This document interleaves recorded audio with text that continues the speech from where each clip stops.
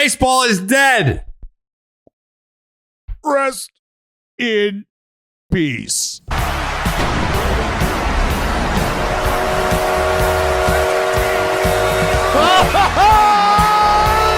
Shit. Turn it up. Turn it up, Carrabis. That shit is too low. That is Bobby Dynamite's music.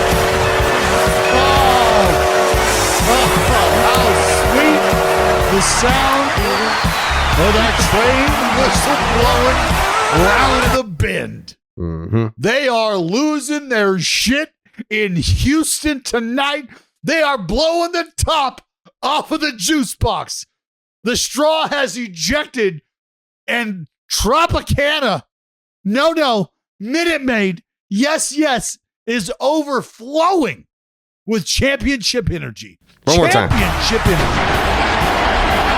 There goes the runner. Fly ball down the right field line. Tucker comes on. Kyle Tucker. This time they finish the job. The Houston Astros, world champions.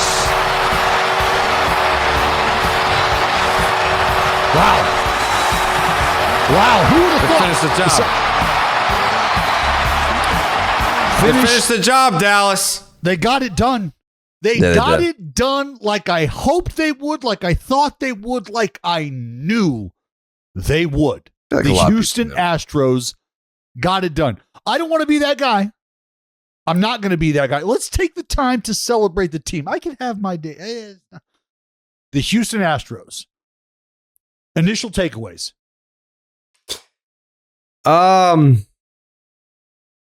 Knee jerk, super excited. Fuck yes.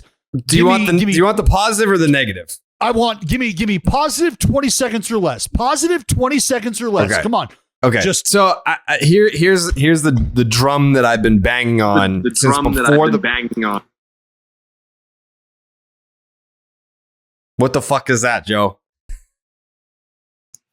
What? What'd you say? Where's that echo is coming from you? I don't know. You hear an echo? I don't hear an echo. All right. Do you hear an echo? I did, yeah. Yeah. So there's an echo right now. Not now. Not right now. So you hear an echo. I don't hear an echo. So you're just making dropped shit the up now. bomb on me. The biggest podcast of the season. You're just making up echoes. So the drum that I've been banging on since before. Shut the fuck up, Joe. Since before the postseason started. The Astros essentially are building a dynasty right now. This is a big one. This was a big one for the Houston Astros because they win in 2017. It's a fraudulent World Series. They get dusted by the Red Sox in 18, lose to the Nationals in the World Series in 19. 2020. What the fuck happened in 2020? Dodgers won a World Series, 60-game championship. Astros. Yeah, because against the Tampa Bay Rays. 21, they get there, lose to the Atlanta Braves. So it was kind of like, people wanted to talk about a Houston Astros dynasty. It's like, yeah, they go to the ALCS every year, but they have one championship to show for it, and it was they cheated. This was very important.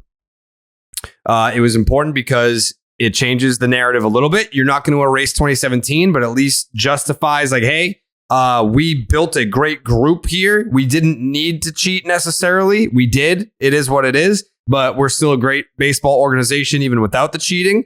Dusty Baker getting a ring was awesome. Trey Mancini getting a ring is awesome. The emergence of Mr. Peña, Jeremy Peña, winning the ALCS MVP and the World Series MVP. Let's fucking go. That's only twice. The year that he replaces Carlos Correa, that's a pretty big deal. And then, I think Yordan Álvarez having the big blow in the clincher after not hitting a home run since the Seattle series. So just fucking scissor kicking it 450 dead central. Are you fucking kidding me? You get a standing room only ticket out there in center field. You're hoping you catch a vibe at most, not a fucking 450 souvenir. For fuck's sake, watch your lips. My God, That ball was completely shat upon. Ball's hammered. Ball was fucking crushed. Altuve said it after the game. Fuck, bro. I don't know that I've ever seen a fucking ball go up there. Like, they don't, you know what I mean? Like, when they go up there, it's usually like an usher. They're taking it to a fan like that. Like, balls are not in the game. Not to fucking cap it. I mean, because after that, they didn't need any more. Christian Vasquez coming up, little insurance. Boom. But that bomb by Yordan, it was everything you were hoping you were going to get, because it was a dude who hadn't done much of anything you had expected him to do on this stage right here. Now, sure, leading up to it, great, right? Just fucking pounding the ball all over the place. Few homers, sexy. World Series, you're hoping that you're going to see that cape just flying behind him. Superman-esque performance. Well, you didn't get that. But what you did get is him showing up, dropping Diesel in a huge moment, giving them exactly what they needed from the spot in the lineup that they've looked to get it from at the right time all year long, and he's delivered more times than not, and why wouldn't he in this spot? It was just poetic.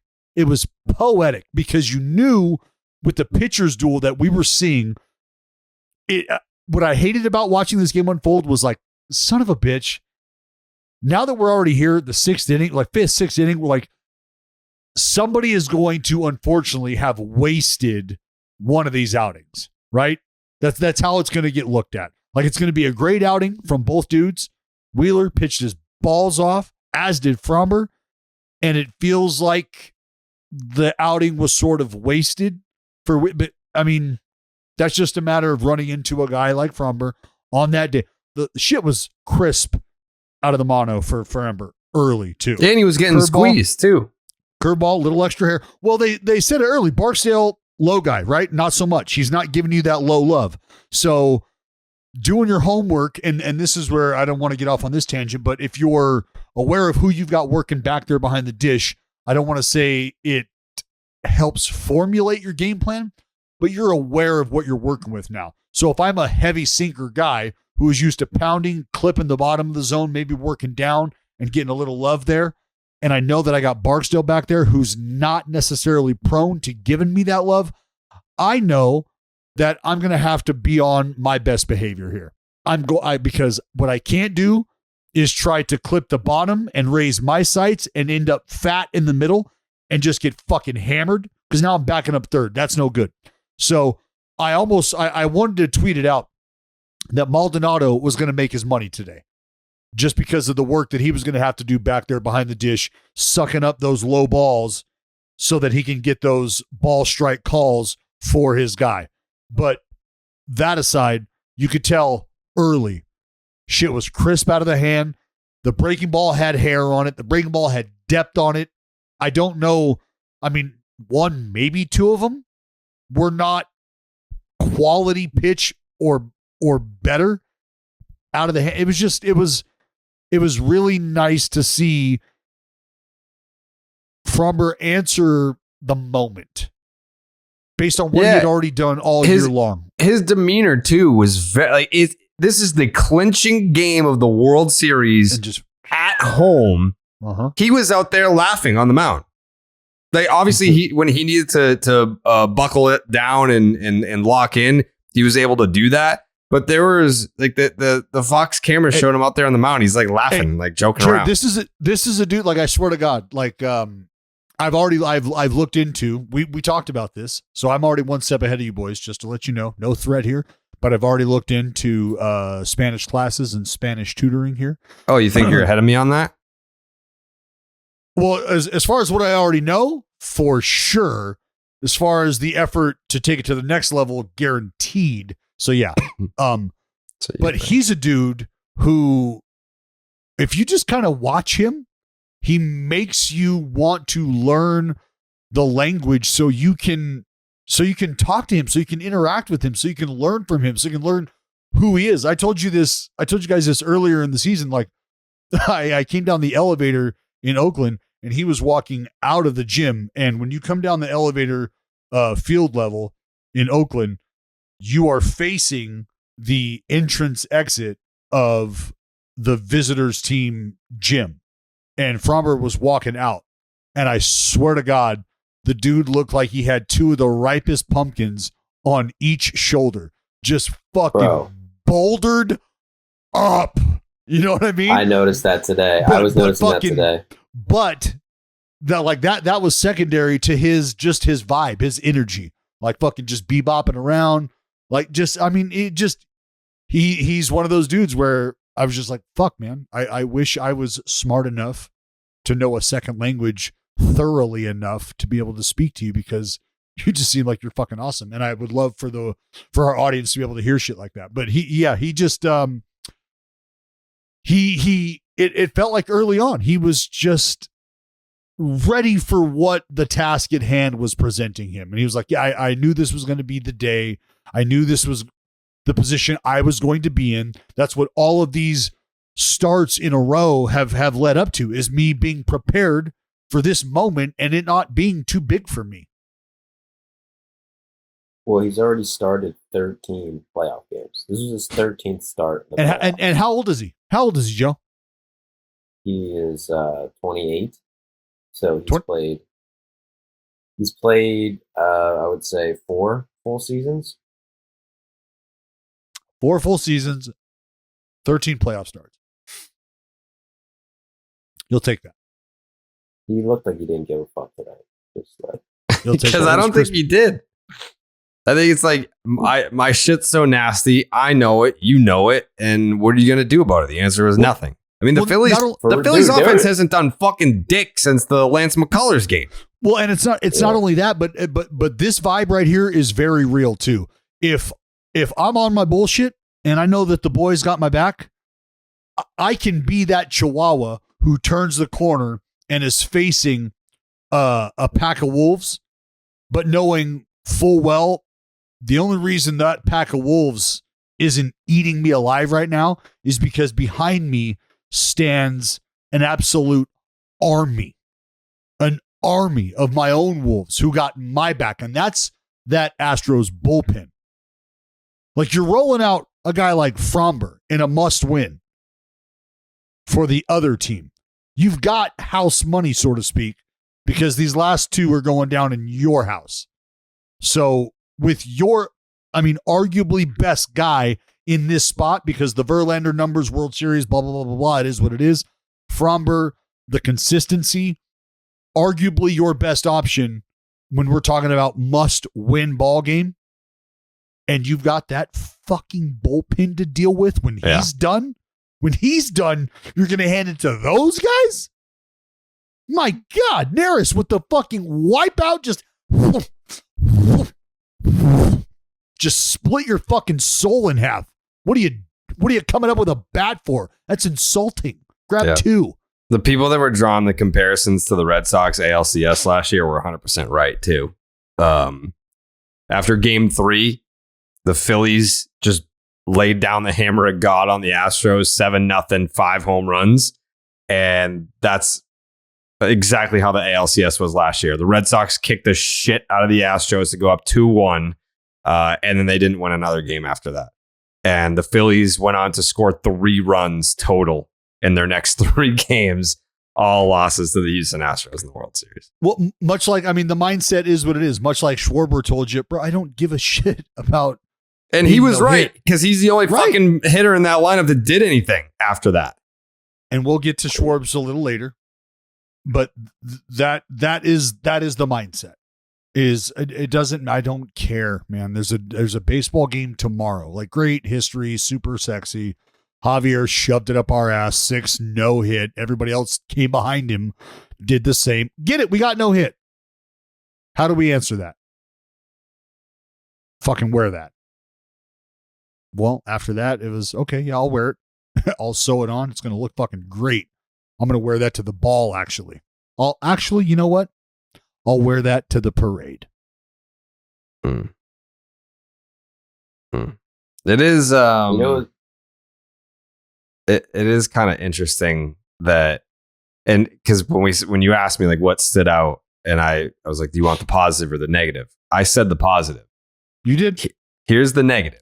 Well, hold on before, because I I got an idea of, I think, where you're going. I want to hear, Joseph, if you could check in through your potato. What were your initial thoughts? 20 seconds or less. Initial thoughts, positive, negative. I don't care where you go. Initial thoughts, though, as you see it finish. I would say initial thoughts, Phillies. Waste of a season, waste of an off season. Are they going to be tired going into the next season? Didn't win the division, didn't win the World Series, didn't win anything. Well, they won Waste. they won the NLCS. What did Schwarber say about getting no hit? He didn't give a shit. Didn't give a shit. What do I care about the NLCS? Oh, It doesn't matter. fair point. You didn't win shit. Fair point. You're a loser. And there's nothing wrong with being a loser. I mean, everyone's a loser except for the Astros. We're all losers, unless you're the Astros. So don't take this the wrong way, Phillies fans. Well, some of us are recalibrating, so we don't really factor in, but that's fine if you want to. Yeah, if you want to call yourself a loser. Exactly. That's a great point too. A team like the A's, they're rebuilding. They don't have to win. Recalibrating. Yes, recalibrating. The Phillies are in a worse spot than the A's right now. I'm not going to argue with you. Losing that game, that series. Well, we're just everybody can't hit, which happens in a 3-game stretch to every single team. Well, you don't want to get cold at the wrong time. You know what I mean? Like, but it's like they got hot at the right time every single step of the way through the playoffs. Well, that's it was a light switch. That's maybe a route we can go, is the romance that surrounded the Philadelphia Phillies. Mm-hmm. That was a big part of the push, is the underdog, quite literally the Philly fan base, right? Running up the steps, just fucking doing their thing, just fucking little shadow 1-2 right next to the Rocca, and maybe I'll fight Apollo, and maybe I won't, huh? You know? I mean, that was the vibe, is, hey, we're coming back. Give us the fucking Russian. The Phillies took a 9th inning St. Louis Cardinals meltdown in the first game of the playoffs and turned that into 2 games away from a World Series title. Turn that into a run. Yeah. They were torturing everyone, bro. They tortured Mattress Mac. Oh my God. Mattress Mac. My 75 million. Mattress Mac. Mattress Mac placed $10 million in bets on the Astros to win the World Series at plus 750 odds across multiple sports books. So he just took home $75 million, which is the largest legal payout in sports betting history.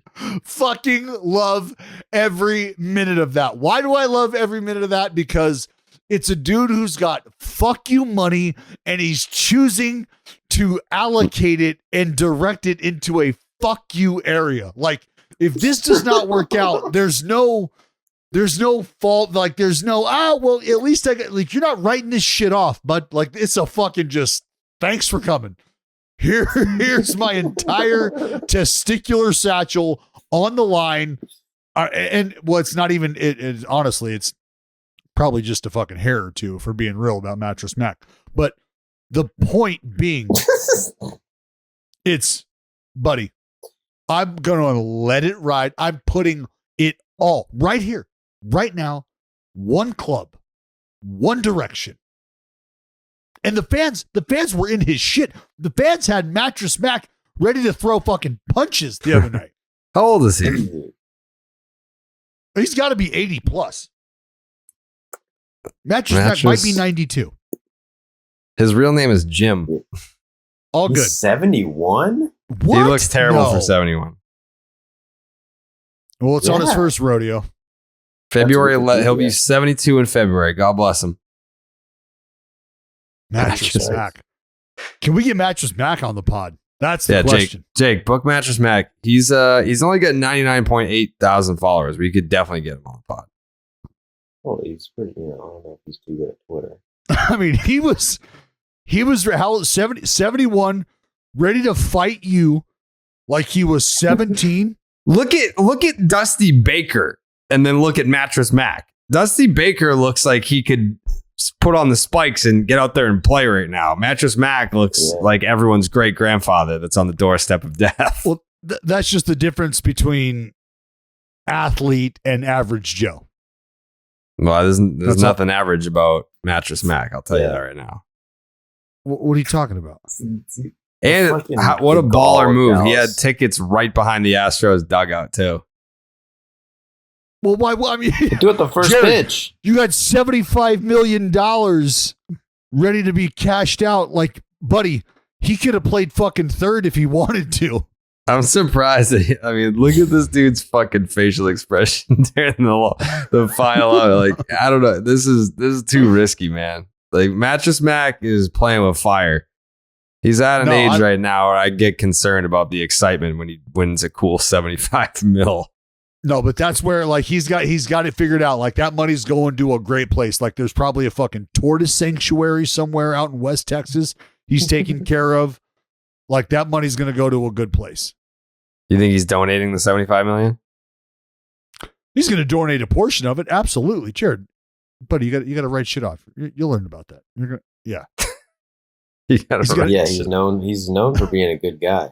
Yeah, Mattress Mac's a great guy. That's why I said, like, come on, this is the move. Like Mattress Mac. I'm not. Look, hey, Jim Crane and his ownership strategy as far as the he's got a couple rings, and that is what it is, right? Like his ability to turn a blind eye when necessary, his ability to put people in whatever. Mattress Mac. Should Jim Crane, for whatever reason, decide to sell at any point in time and Mattress Mac is still kicking his can down the road, sign him up. Like, that's the kind of guy you want owning a fucking baseball team. I will put my money where my mouth is to the tune of what? $75 million? Mm-hmm. For sure. For sure. Damn, they say he's worth $300 million. That's it? Yeah, I mean, if that's true, you're worth $300 million and you make $75 million on a bet. Right. Like do that math. That's a lot. You're do that math. Oh, that is tremendous. That is tremendous. What is that? He made a quarter of his net worth in one bet. Yeah, you get Jared, that's like having $100 in your bank account. And you're like trying to pay rent, like you're obviously a ways away from that. Like all the expenditures that life throws at you, and you got $100 in your bank account, and you're like, you know what? You know what I do with 25 of this? I put it on the Astros. That's what I do. It really did. His reaction to getting shit talked, that clip of him being like, "Fuck you, asshole." Like, that's the clip of a guy who has a lot of money on the line, like an amount of money where it hurts if you lose. Yeah. It's not like he's a billionaire, multi-billionaire. That's what he's trying to say to you right there in that emotion is, do you have any fucking idea what kind of hit I just took? What's on the line right now? But I thought he does this every year. I thought he like throws like an absurd amount of money on the Astros to win the World Series every single year. He does. Before the Astros got found out in 2017, like he was pumping out like sweet commercials with players and shit. Like, yeah, like things were great. And you know what? Hey, it's a full circle moment for Mattress Mac. Things are going to be great again. The guy's $75 million richer after tonight. Can you imagine the sweet fucking local commercial television we're going to get from Mattress Mac? I'm going to got to upgrade the satellite TV just to make sure. How do I get a Mattress Mac commercial? How do I get that? I need those live streamed. That guy is going to be on fucking fire for the next 6 months. Hey, would you buy a Mattress Mac mattress? If I get 2 minutes with Mattress Mac, fuck yeah, I'm buying a Mattress Mac mattress. If he comes on the podcast, you'll buy a Mattress Mac. If he comes on the podcast, I will buy us all Mattress Mac mattresses. Jake, put the tweet out. Put the tweet out from the podcast account. If Mattress Mac agrees to come on Baseball is Dead, Dallas Braden will buy a mattress for the whole podcast. Mattresses for the whole podcast, because he could just say, "Yeah, here's your one here's your one mattress for all of you." Un mattress. Yeah. If he comes on, it's 4 mattresses. That guy's nobody. I mean, dude, I love an old guy who gets it. Well, I gotta believe. I mean, and as soon as I say that, let me just say this. Big fan of Mattress Mac's approach when it comes to baseball gambling, and him just saying, "Fuck it, here's 75 mil. Like I'd like to place a bet, please." What'd you say the total spread was across? Because he didn't bet 75 mil. He won 75. He won 75. He total put up spread 10. was 10. Okay. So Yeah. 10 mil on the line. 10 mil on the line to just bank 75 mil. Here, the tweet is out. If Mattress Mac agrees to come on, baseball is dead. Dallas Braden will buy 4 Mattress Mac mattresses for the podcast. Don't sleep on it. I mean, he's rolling around in a shit ton of money right now. But well, this is the thing. Is Mattress Mac like? I mean, he's up there. Is he waking up to an Astros World Series championship, or is he like he's rocking right now? Right? He's absolutely rocking. Mattress Mac right now has got to be just nose deep in a pile of cocaine somewhere. Oh God, yeah. Oh fuck, it is snowing in Houston. Yeah, I hope he is. I just hope he's careful tonight. I hope he's careful. I hope someone's watching after him. Yeah, we don't need a fucking TMZ report on Mattress Mac just fucking losing his shit. Yeah. He's like, I'd be happy to pay the bail money. Electrocuted after climbing an electric pole in downtown Houston. What the fuck? Yeah. Yeah. If Mattress Mac was ever going to let one slip, it would be tonight. So yeah. Just be careful with those cameras. It's the largest legal payout in sports betting history. Mattress Mac. You know what? We're going to beat that, boys. You think so? Together, yeah. We'll just start taking crazy bets. I was watching that what was his name? Tim Donaghy? Oh yeah, Tim Donaghy. Yeah. Did you watch that? Yeah, the NBA ref. Dude said he was making like $2,000 a pick that he was given to this dude that was like basically selling the picks to the mob. The best part about that entire documentary is him just telling the people at the end, like, how much money did you make? Oh. Yeah. That's just the biggest fuck you. Cashed out. Right. Oh, I Yeah. love it. Dude hasn't worked in like 15 years. And then he's like, you may notice that my house is really fucking nice, and that might be suspect to you. You may realize I'm super fucking tan, jacked, hella rich, don't do shit. You want to know why? Well, don't worry about it. It's all good. Yeah. It's all good. Yeah. It's all good. Just like the fucking Astros are so good right now. Can we wait, hold on. Because what? Well, because we're talking sports books, we might as well give a shout out to the DraftKings Sportsbook, an official sports betting partner of the World Series. And right now, DraftKings Sportsbook has a full championship-worthy offer that you can't miss. New customers can bet just $5. Well, the World Series is over on any World Series game and win $200 in free bets. They didn't update the ads, but it is what it is. If your team wins, you want to boost your winnings, check out DraftKings Same Game Parlays. Combine multiple bets from the same game for a bigger payout. The more legs you add, the more money you can win. Download the DraftKings Sportsbook app right now. Use the promo code Jared, Jared, and bet $5 to win $200 in free bets if your team wins. Only at the DraftKings Sportsbook with promo code Jared. Minimum age and eligibility restrictions apply. See the show notes for details. MLB trademarks used with permission. The Houston Astros are World Series champions. Who besides Dusty Baker and me, Trey Mancini, are you the happiest for? Is it Jose Altuve? That man went through hell. Joe. Tell him. You know what? Jose earned it. Little guy with a big heart and a big bat. And he's a future Hall of Famer. He never fucking cheated. And you can say he cheated, He doesn't care now because he's deaf to the Brewers. Now he's a 2-time world champion. And who's better than him, dude? Everybody should love that guy. He's just like So I want to squeeze him. I would say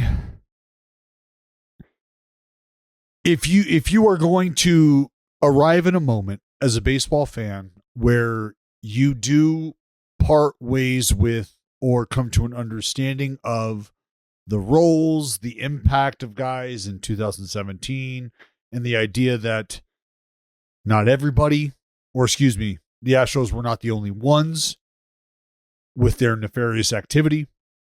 If you're going to understand all of that, and you are going to do the homework and try to get a feel for the role that Jose Altuve played or did not play, and you can say played by not stopping it or did not play by video evidence showing you that there was not the banging with his at-bats and yada yada. Like there's so many different ways you can think about this and process it and filter it, right? And it's really how fine is your filter? So are you okay with big chunks getting through, or do you want it as pure as possible? Because if you want it as pure as possible, there's a good chance that you're saying, you know what? I don't care that Jose Altuve is a world champion now. I still don't like the implication. Well, then you're in that party. But and you're an idiot if you think that. You're stupid. So for a guy to weather the storm that we are very well aware that he has weathered, and for him to experience the struggles that he experienced because he was weathering said storm, that was all part of the game plan. That was all part of what people understood was going to happen. That was all part of what fan bases were rolling their sleeves up and foaming at the mouth to do, was to rip these motherfuckers apart when they got a shot. COVID kept him away from being able to do that. That made it all the more something that just needed to happen. Fans needed to get that out of their system. And who was going to be the target for all that, especially with guys leaving town? It was going to be Jose Altuve. And it all boiled down to what I said. I don't know. I mean, Bregman too. Like Bregman, if you go back and look at some of those clips, he was a cocky little fuck when they were doing what they were doing. Trust me. But he wore it though, did he not, Jared? Like early on, he wore it, and he wore it because of the 4 fingers out, just walk me, because of the after every home run coming into the dugout and staring at the camera like, why are you fucking pitching to me? And then we find out that you might have some inside info. Well, that's why you are laughing at us as to why are we pitching to you? Like, so that whole vibe was what it was, but it was understood. It was known between Bregman. So people fired their arrows early at Bregman, and Bregman did exactly what you would expect a guy or want a guy to do. And I'm saying this as a player. If you've been snuffed out and I'm now just kind of watching to see how you're reacting to this, Bregman reacted about as textbook as you could. I'm going to continue to do the work that I do in the community. I'm going to continue to be the fan engaging guy that I am before all of this happened.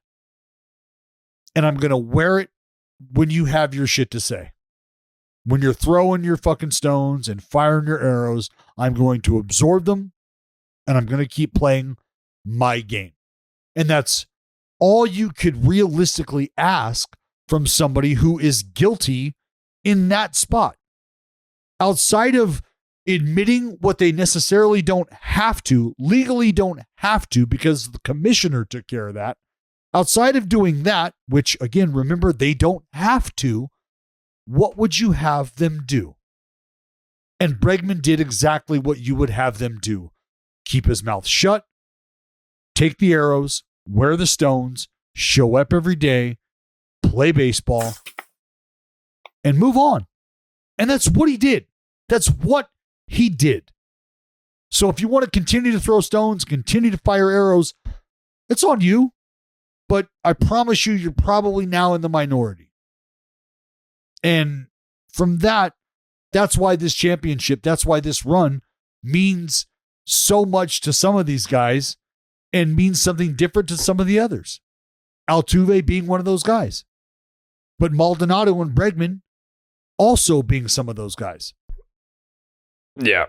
I don't know. I just Verlander, another one of those guys where he was so outspoken about cheating in baseball and the steroid guys and all that, and then he was, don't tell me that he didn't know in 2017, but I don't want to make this about 2017. The Houston Astros won the World Series in 2022. The question about the negative was, I don't think that they were because I wasn't looking at Twitter during the World Series trophy presentation. It just reeked of hypocrisy and just fake bullshit energy. Like Rob Manfred having to be up there being like, the Houston Astros, Jim Crane. It's like, you guys hate each other. We know that. And then having Jim Crane get up there and say, yeah, we did it again. We brought you another one. Like, I know it's a tough spot. Like, what are you supposed to say? But everyone watching at home is being like, give me a fucking break. It's just, I am over 2017. Like, I cared for fucking, I don't know, maybe like 6 months after the story broke. And then I kind of just got like, once the Joe Kelly thing happened, like we were kind of, the story breaks, the offseason, everyone's reacting to it. And then the regular season starts and you get interested, like spring training, like, they're all the videos. People are getting, Astros are getting drilled more than any other team in spring training. It was bullshit. Like a lot of them were just breaking balls, whatever. And then the Joe Kelly thing happens between the Dodgers and the Astros. And like that kind of like stoked the flames once again. After that, like it was fun for like that summer in 2020. After that, who gives a fuck? Like I had moved on from it. And then I think it just kind of, when people get Astros 2017 fatigue and you move on with your life, but then I think people moved on because they saw remorse. Like they saw Jose Altuve in 2020 in the playoffs have the yips and he's just fucking chucking balls all over the place. I think, you get booed to a certain extent. It's like, all right, these guys have paid their penance. And then when you win another one, you go back up there and you're like, well, we're still counting that other one that you guys were mad about. That's when like people are like, wait, what? What the fuck are you talking about? Shots fired. I didn't even do that. That was John that did that. That's Jake on his best behavior right there.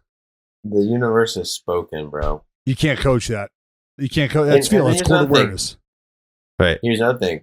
When they cheated in 2017, how many years did it take us to find out? 2 years, right? Say that again? When they cheated in 2017. Oh, yeah, 2019, yeah. So how do we know they weren't cheating tonight? Because they weren't. We got to wait 2 years to know for sure. Joseph. This is as legit as it gets. All right, that's what they said after 2017. I didn't say it. You said it. What are I'll start. Key moments of this series. Moments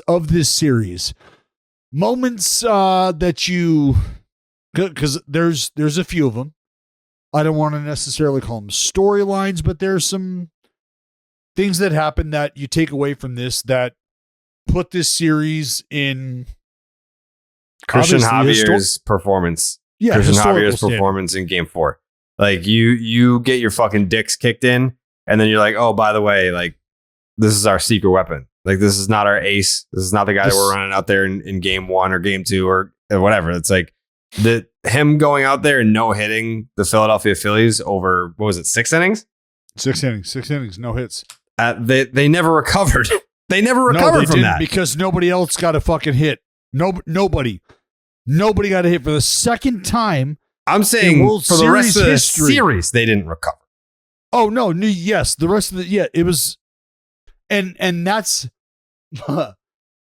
that's almost like a 1-2 landing, and your opponent eating it, and just popping up with a 3 out of nowhere and completely rearranging your jaw to the back of your fucking head. Like, I didn't even see that coming. That's what the answer to the fucking bludgeoning, to the hit parade, to the homer parade put on by the Phillies. That's what that was a devastating counterpunch. Like, how else, like, when you think about what you are trying to do as a pitcher or pitching staff, each and every time you take the baseball, Jared and Joseph and Jake, you are looking to eliminate the other team at all cost, to every extent. What does that mean? No runners. We know what that's called. From there, you'll take no hits. And that's where they settled on the game's biggest stage. How are we going to answer not only getting shut out, but getting the shit kicked out of us on the mound? How do we answer that? And if you have a list of ways that you answer that to put momentum back into your corner, it starts with being perfect on the mound, and the next is allowing 0 offensive threats via hit, via base runner, via anything. And they did that. They actually answered, quite literally, the second best way you could have possibly answered, being kicked square in the dick. And from there, like you said, Jared, they were just in a daze. They were in a fucking daze. Yeah. Unless your name was Kyle Schwarber. They had their moments, though. I mean, if we're looking back, that one play by Mancini, that could have changed anything. That Schwarber hit. The no doubles? Yeah, the no doubles. What do you mean the one? So like, if that's a double, which it could never be a double because they're in no doubles, you can't get a double in no doubles, but maybe you get a triple in no doubles or a single in no doubles. That's a tie game. Whole other series. Another underrated moment in this game particularly is Martin Maldonado going up to the plate knowing I'm just going to get hit by the ball no matter what. Exactly. Thank you. He fucking did it. Thank you. Joey, thank you for leading us there. I mean, we were getting there. That right there, when you talk about guys that have had to weather the storm and deal with the bullshit, that were there when it sucked, there when it's good. I mean, Justin Verlander's caddy. And this is the best part is, and Jared knows this, Joey, I think I've said this before on the podcast. I don't know if you guys remember this, you and Jake, but I played with Martin when he was 15 years old, 16 years old in Puerto Rico. Right? He was a catcher, not sniffing any time because we had other guys that were there. He got some action. The kid wore his heart on his sleeve then, showed up to work every day then, wanted to get better each and every day then, and was willing to do whatever it took then. At 16, that was apparent. That was part of who this kid was. That's why I fucking loved him. Loved him. And to watch him make that adjustment, because hitting is also about being present. We understand by very definition, it's about putting bat to ball, hitting. But there's so much more that goes into that. We all remember the viral segment with Pete Rose explaining to some of the greatest power hitters of our generation, of my generation. I'm watching guys that I competed against, and Frank Thomas and Alex Rodriguez have conversations about moving around the batter's box and why you would do that based on what you're seeing at the plate. And what you saw tonight was Martin Maldonado understand what he's seeing at the plate, what kind of life on the fastball he's seeing from Wheeler. So instead of going up there thinking that the bat is going to be what's going to get it done now. It's the brain that's going to be what's getting it done now. So I'm going to crowd the plate, and there's nothing that says I can't hang all over the middle of this fucking strike zone. Fuck you. If I want to put my left elbow in the left-handed batter's box, I'll do it, bitch. What are you going to do about it? Throw it down the middle? Great. From there, it's on me to get out of the way and then get the bat to the baseball. And whoever wins, wins. So what happened tonight was Martin Maldonado said, buddy, that shit right there, that life, that's hairy. I got a pretty good idea what I want to do here. I'm going to get on this dish.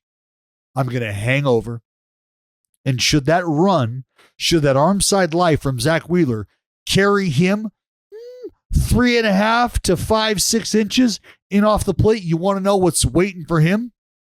My Evo shield. And because I've got my elbow hanging over the plate, bringing my elbow in off the plate, which is where I was hit, because I wasn't hit in the strike zone. My elbow was not over the plate. This was going to be a ball. And I was moving my elbow from in the strike zone to out of the strike zone. And that's when I got hit, is when I moved my arm out of the way of the strike zone. So yeah, free pass, Yordan, 450. Ring me up, bitch. How about a veteran fucking move? Go get him, Martin. That is fucking savvy. Savvy. Extend the inning. Find life. How do I get the bat in the next guy's hand? How do I get that motherfucker up behind me? You would have strangled this dude if you were on the mound. No, what do you, it is clearly in off the plate. I'm just clearly saying. In off the plate. He clearly tried to fucking get hit by the pitch. That was his whole goal going up to the plate. It's all I wanted to do. Exactly. Yeah, exactly. That's why I said it was the most pointless challenge of all time. I don't know who they showed in the Phillies dugout, but someone was like, that's a foul ball. Like they challenged it hitting the bat. Well, it was that a didn't even pitching fucking coach. come close to hitting the bat. It was a pitching coach, and he's saying foul ball because he believes that he's hanging over the zone, and that's going to be the result. Is it? No. If we go back and look at that. Well, they challenged whether or not it hit the bat. They didn't challenge whether or not like he like intentionally tried to get hit by the pitch, because he did. Like I think when you look at the replay, clearly shows that he tried to get hit by the pitch. Like that's something that they can overturn. No, that's not was like the challenge is for the foul ball, and the idea is if you can see if the camera shows something else, then they make the right call. Do you understand? So is that how that works? Like if I'm challenging this play for this reason, you can overturn it for a different reason, even though we didn't challenge that? Integrity. If you see this call here, like if you're calling to see if it's a foul ball, but we actually now see that it hit the player, and that was the actual call on the field. Well, yeah, the call. I don't know. I mean, they already called it in this series. Like, I don't know why you wouldn't see that video and be like, oh yeah, he definitely tried to get hit by that. So like, come back to the play. No. Listen. Stop. In all seriousness, if you pull up the video right now and watch the video in the palm of your hand, the elbow is moving from in the strike zone towards his body line, which means that is moving his elbow out of the strike zone. Okay? We're arguing two different things. He tried to get hit by the pitch. Like, yes, he moved it out of the strike zone, but like it was almost like laying down a bunt where it's like you're moving the bat where the ball is. He was doing that with his fucking elbow. He like moved his elbow where the ball was going to go. For sure. He tried to get hit by the pitch in a legal way, though. It was a legal way to try to get hit by the pitch. Do you understand the savvy behind this? That's what I'm trying to explain to you guys. I do understand that. My point was, if you were on the mound, you would have strangled him for doing that. But there's like in all honesty, like I can like that's part of me that in the World Series. Jared, like, man, I I understand the height and the energy of the moment. When you process it there, and I see because that was my first reaction was, hold on, I hope these people understand, like, timeout. I hope they show the replay of him moving his elbow from over the plate in, because you're taught to tuck and roll. Why? Because that not only protects you, you drop the bat, protects your head, gets you out of the foul ball scenario, but it also gives the example or gives the feel that you are trying to avoid being hit, as opposed to hanging over the plate and flashing your elbow outwards. Because he quite literally has his elbow hanging over the plate to start. His elbow is in the strike zone when the pitch is delivered. If you were able to hit pause when the pitch starts and then move the ball to where his elbow is at that moment in time, and it were to hit him, it would be a strike. But what happens is the ball starts to chase him in. He knew that was going to happen. So he went up and crowded the plate about 6 inches more than he did in the previous at bat, knowing that Wheeler is going to try to pound me in, beat me to a spot, and blow me up and get me to fucking weakly roll over. Fine. You know what I'm going to do to combat that? I'm going to crowd the dish, and I'm going to let his movement work against him. And because I'm not afraid to set up and hang out over the dish, when that ball starts to chase me in and I tuck and roll in and you go to the replay, the only logical decision you're going to be able to make is that I was trying to get out of the way of a ball that continued to chase me in and left me nowhere to go. And that's why the ruling was what it was. And that's why the credit must go to Martin Maldonado, because that is just as important as him going up there with an idea of what pitch he's going to get and shooting it to the opposite field or getting big and pounding it into the Crawford boxes. Instead, he fucking sewed one on for his team, kept the inning alive, and Yordan Álvarez came up and shit all over a ball to dead center. Thanks for coming out. Changed the whole complexion of the everything. inning. Everything. He played most of the second half with a broken hand and a sports hernia that will require off-season surgery. Oh no, Dude, I'm trying to tell you this. Like when you say the words "built different," this motherfucker's face is right under the definition. Built different. What's a sports hernia? It's essentially a lower abdominal strain, but you've got things protruding through stomach lining, and it's just bad. You got to get it taken care of. Oh. And for a guy who squats and puts the pressure on his lower half that Maldonado does, yeah, not great. Yeah, dude, if he doesn't get by that pitch, they might score 0 runs, I think. There's probably, I would say, maybe a 50-50 chance.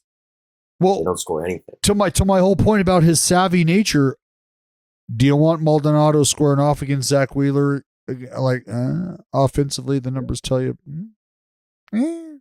probably favors Wheeler. That was a legendary at bat. Because the first 2 pitches, you could tell that was his game plan. I'm going to get hit by the fucking ball. Well, speaking of game plans, that takes me to a place that I don't really want to go. Is that a bar that doesn't carry blue moons? Do those exist? No, in hell maybe.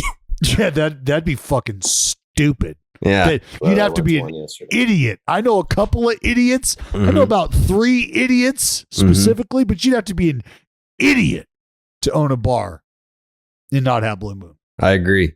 Because baseball and beer go hand in hand, and Blue Moon is the perfect playoffs companion with its bold flavor, bright explosion of color, and iconic orange slice ritual, and authentic ballpark roots. In fact, Blue Moon was born in a ballpark at the Sandlot Brewery in Denver, Colorado. From a playoff berth to a world championship, a Blue Moon guarantees a one-of-a-kind beer experience every single time. Dallas, how many Blue Moons did you have during Game 6 of the 2022 World Series? I had 7. 7 Blue Moons. Yep. Joey, how about you? During this game? Yep. 0. Wow. What the hell? But That was not the earlier answer. games, I probably say I had 5 Blue Moons this week during the whole series. Okay.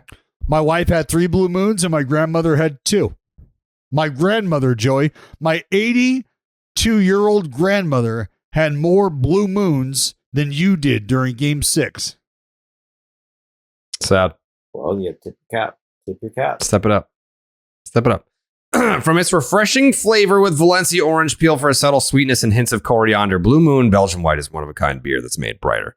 It's carefully crafted and full-flavored with refreshing notes and a smooth, creamy finish. Why strike out with the same old beer when you can get something that's one of a kind? Best served with a signature orange garnish to showcase its beautiful hazy color. A beer this good only comes around once on a Blue Moon, but you can enjoy it all season long. Break out of your same old beer slump. Blue Moon Belgian White is a one-of-a-kind beer every time. Get Blue Moon Belgian White delivered by visiting get.bluemoonbeer.com/rocket to see your delivery options. That is get.bluemoonbeer.com/rocket. Blue Moon, made brighter. Celebrate responsibly. Blue Moon Brewing Company, Golden, Colorado Ale. What else do we really need to hit on? I feel like, people are going to have mixed opinions about this. There are some, I feel like universally everyone's happy for Dusty Baker. There are going to be the fans that are like, fuck the Houston Astros no matter what because of 2017. I think I fall in the camp of, I'm glad that they got one, a legit one. I know Joe still doesn't believe that it's legit. The jury's still out if it's legit or not. I'm not one of those people where it's like, oh, they cheated in 2017, so I hope their franchise gets punished forever.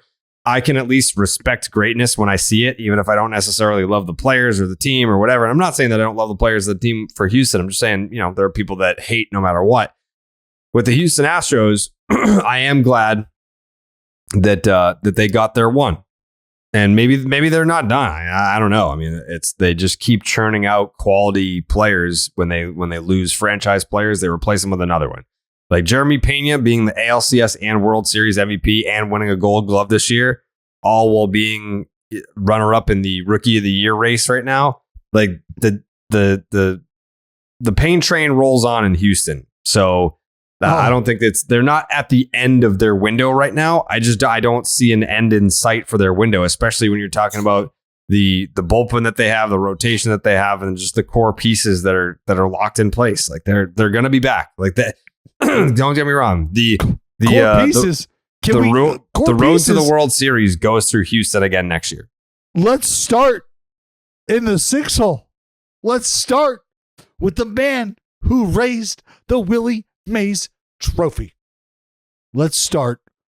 That's right, Joseph. It's Mr. Motherfucking Peña to you. What else could the young man do for you? Huh? You said it earlier, Jared. Departure of Correa, how are you going to fill those shoes? Let me tell you how. With an ALCS and a World Series MVP. That's how you fill those fucking shoes. Incredible, stellar, timely defense. The offense in the most crucial of spots. You need to cash in, he's your guy. You need to keep an inning going, he's your guy.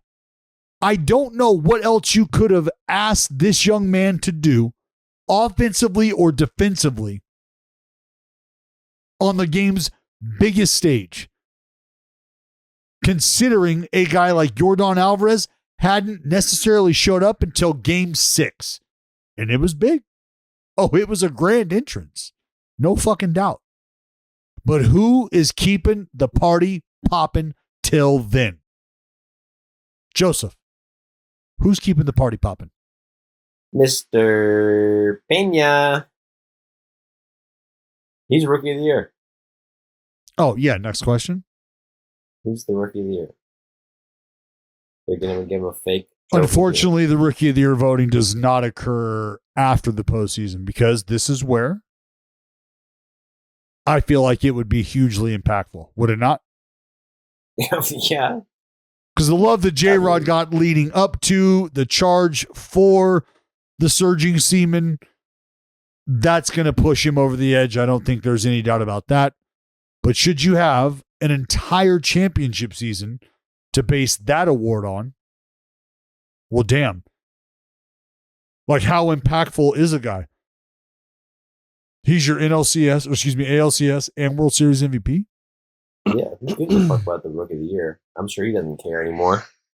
Well, hey, he said it. He said it on stage. They were trying to show him love, right? Trying to give him his flowers. And what he said, individual awards are great. Put the camera on that trophy right there. That's the one that matters. The World Series trophy. That was great to hear. They didn't do it though. No, they didn't. They fucking froze him out. Sons of bitches. Have some feel. Fucking tighten it up, crew. Yeah. But yeah. Like that right there just kind of gives you some insight as to, like, character-wise who this dude is. He's he's going to be special, man. Yeah, he says all the right things. He's him. very polished. There's a lot of Jeter in there. There's a lot of it's not about me, it's about the team, it's about the rings. Yeah, it's not a bad blueprint to follow. The one thing I did want to hit on though is I think we all can acknowledge coming into this series, everyone knew that the Houston Astros were the better team. This was not the Astros versus the Dodgers, where it's like, all right, here we go. The big dick in the American League versus the big dick in the National League. Let's see who comes out on top. I mean, I picked the Phillies in 7. The Phillies, there was a path for the Phillies to win this World Series. I thought that they, obviously, I think Joey made the point last episode about how they can't win if their offense isn't firing on all cylinders. Like, they were built to win when they're swinging the bat. They didn't do that over the last 3 games. They lost all 3 of those games.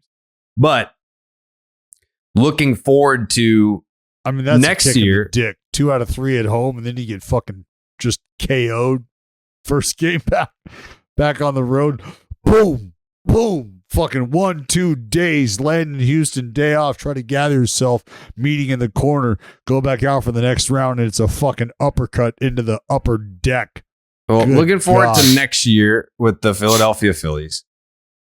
The expectations, like, the Mets are going to be there, but who knows what happens in free agency with the Mets. The Braves will obviously be back.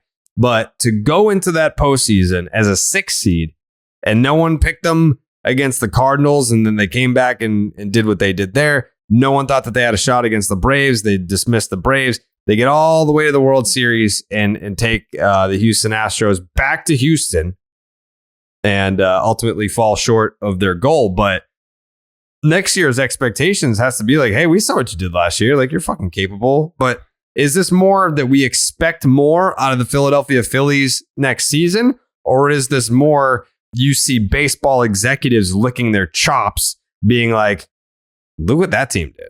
They were the fucking 6th seed. All it really is you just got to get in. You get in, you get hot at the right time, you're in the fucking World Series. Yeah, I still think there's something to being in that tier. Yeah, you got to admit it. Like, the Phillies underachieved. And they've had underachieved 4 years leading up to this. It's surprising because how much they've underachieved with their offense on paper being, they have Hoskins, Harper, Castellanos, Real Muto, like, they have a fucking amazing lineup. It's not like you can just get they were above average roster with a bad record. Not bad. But you can't just have an average team with engine expect to win the World Series. Yeah, they needed. It's tough to talk about what they needed early during the season, I think, because they were expected to compete because of their lineup. They're expected to compete because of the rotation, but I think there was some teams that were naturally slotted ahead of them that I don't want to, give you pause, sure. But as far as what the Phillies ended up doing is what you would like to think. I think it's I think it's baseball's version of Any Given Sunday. Because you're a big league team, right? And if you're in the upper third of the league, you'd like to think that you've got a pretty good shot of competing over a week's stretch. Should everybody on your team roughly live up to what they're capable of doing? Because you're a big league team. You're a big leaguer. You're a big league team in the postseason. You don't just fall bass backwards into a chance to win just a shiny piece of metal. That doesn't just happen by happenstance. So I got to believe that you're excited about being there. You know what you're capable of and going on a run if you're the Philadelphia Phillies. The disappointment comes in not being as hot as you were getting to that moment in time. That's it. That's all. And there's going to be second guessing about pulling Wheeler and moving. I mean, you got a left hand. Just let's say this out loud together. We have a left-hander throwing 100 miles an hour with heavy sink. And we have one of the game's, if not the game's best left-handed power threats against left-handed pitching. Or you could throw a righty out there. How do you want to go? What do you want to do? And there's going to be a lot of question marks. And I don't know that it's even justifiable. Because if it's a must win, and I've got Alvarado down there, and I'm staring down the barrel of a Alvarez, fuck, buddy, I'm going to want my fucking hundo with left side run. I just, he just got beat. He got beat. Yeah. Yeah. What do you want to say? He got beat. Tip your cap. Let me ask you guys this though, just real quick, because that's going to be a point of speculation. And I'll start with Jared. Are you making a move? Is Wheeler your guy? You've got 100 miles an hour with bowling ball sink. I never questioned that. No, I didn't question that. Like, even with hindsight, like, obviously it didn't work out, but I'm a firm believer of right decision, wrong result. Like, just because you didn't get the result that you wanted doesn't mean that you didn't necessarily make the right decision. Left on left. That's baseball, and that's the anomaly. That is the portion of the equation that the calculator does account for. The one in whatever. Well, there it is. The problem is the one in whatever is it's just not that, because it's Alvarez. Yeah. And he's hitting .321 on the season against left-handers. And he had seen him 4 times in this series. Well, and you've got a good idea. And shout out to the boys and girls at Win Reality. Straight up. I'm not this is not an ad at all. This is just my understanding and experience. And when you get at bats in your sleep, when you get at bats in the morning before your eggs and breakfast, when I can take it at bat before I take a piss after waking up, I'm not going to say advantage me, but if you idiotic hitters are looking to close a gap one time, Do your fucking homework. Just do your homework. And you're welcome that it's a pitcher telling you how to do your homework. Next question, Jared. Joseph, thoughts? I like the move. I mean, come on. It was a good move. Obviously, it was a bad move in hindsight because they lost the game, but you could feel that Wheeler was not pitching as well as he was, and it was the sixth inning, third time for the lineup. I think every manager, every team takes Wheeler out there. It's tough because my initial thought was watching him react to the Maldonado thing was, in that situation, I got to believe that everybody's reacting to that. There's people who are saying, oh, I want to see him keep his cool. That's when I know he had lost it, is when he started overreacting. And it's like, overreacting? He's not looking at the box on your TV screen at home that we're all looking at, where you can tell it's 4 inches off. Maldonado's pulling his elbow, once again, from over the plate inward out of the strike zone, which is where impact was made, which was out of the strike zone. Again, where did the ball hit Maldonado? On the elbow. Where was his elbow? Out of the strike zone. Out of the strike zone. So if the catcher would have caught it, if Real Muto would have caught it, was it going to be a ball? Yes. Instead, it hit him. So it is what it is. Look at the video. Go fuck yourself if you disagree. You're allowed to have an opinion. Your opinion is fucking wrong. Cheaters. All right. That puts a bow on the 2022 World Series. Congratulations to the Houston Astros. Hang with them, Phillies fans. We appreciate the support. There are some Astros fans that listen to this podcast. I was surprised to see that. I don't know. I feel like they're definitely like a fuck you if you're not one of us. Like I don't know. I feel like we're not like an anti-Astro show. No, like I was gonna say earlier when we were talking about like the folks who do you appreciate or who were you most happy for, Dusty Baker? I was gonna say the Astros fans who have weathered the storm and understood before 17. Yes, before 17, but specifically through 17, who understand the place in the history of the game and in the pantheon of the digital scandal era, blah, blah, blah, like why they were treated as a team the way they were treated. And that's from top to bottom, an understanding of the safety that was granted, right? The immunity from the commissioner's office for Astros players.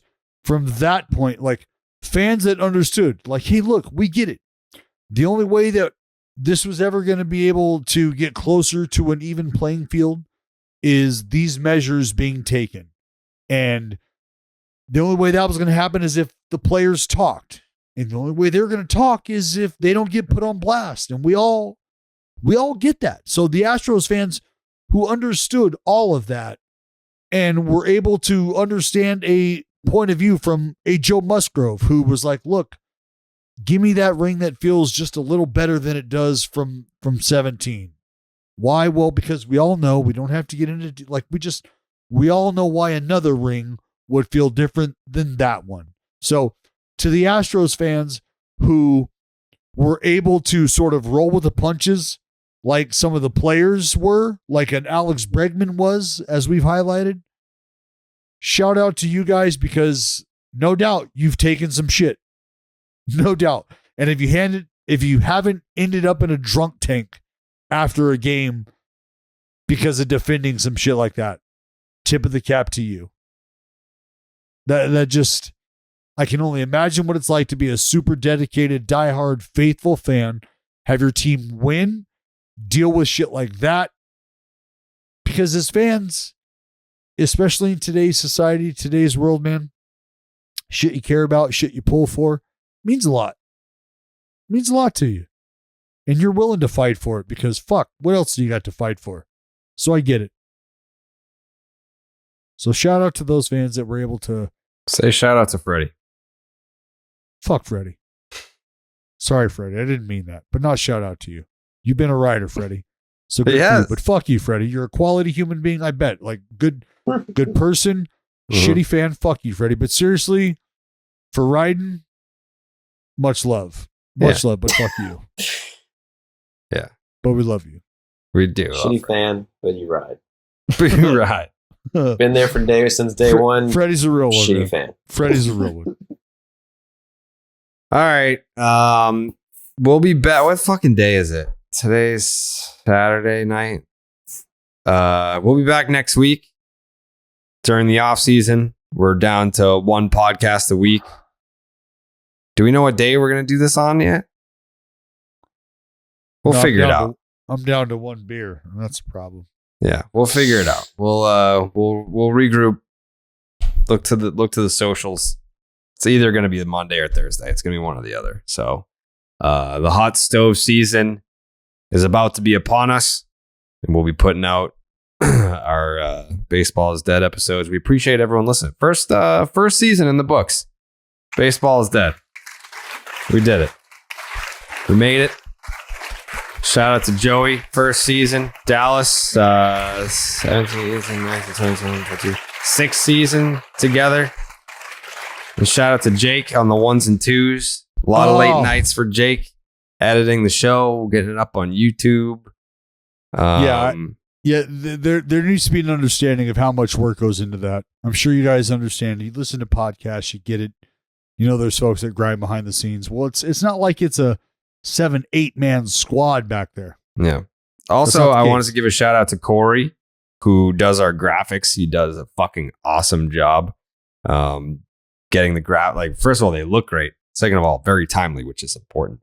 So thank you to Corey for doing our graphics all season. It was a nice new look.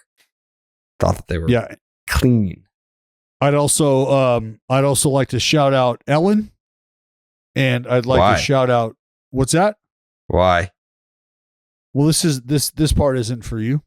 This is just